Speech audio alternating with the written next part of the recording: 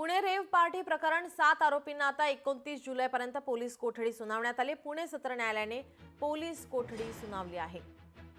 पुण्यामध्ये रेव्ह पार्टीमध्ये या ठिकाणी पोलिसांनी छापा मारला। 7 जणांना ताब्यात घेण्यात आलं। 7 आरोपींना आता 29 जुलैपर्यंत पोलीस कोठडी सुनावण्यात आलेली आहे। पुणे सत्र न्यायालयाने पोलीस कोठडी सुनावली आहे। प्रांजल खेवलकर यांनी कुठल्याही अंमली पदार्थाचं सेवन केलं नाही। मी कोर्टामध्ये सुद्धा ओपन कोर्टमध्ये सुद्धा ही गोष्ट सांगितलेली आहे। माझे मेडिकल रिपोर्ट्स पेपर्स ज्यावेळेस येतील, ब्लड सॅम्पल्स येतील, त्यावेळेस लक्षात येईल प्रांजल खेवलकर यांनी कोणत्याही प्रकारचं अंमली पदार्थाचं सेवन केलेलं नव्हतं। पुणे रेव्ह पार्टी प्रकरण या प्रकरणाचा तपास आता अंमली पदार्थ विरोधी पथकाकडे वर्ग करण्यात आलाय। अंमली पदार्थ विरोधी पथक आता पुढील तपास करणार आहे। प्रांजल खेवलकरांसह 6 जणांना 2 दिवसांची पोलीस कोठडी सुनावण्यात आलेली आहे।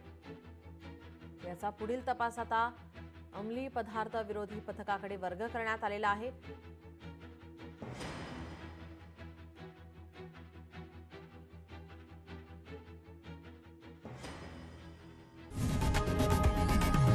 लोकशाही मराठी ऐका, पहा, जागरूक रहा।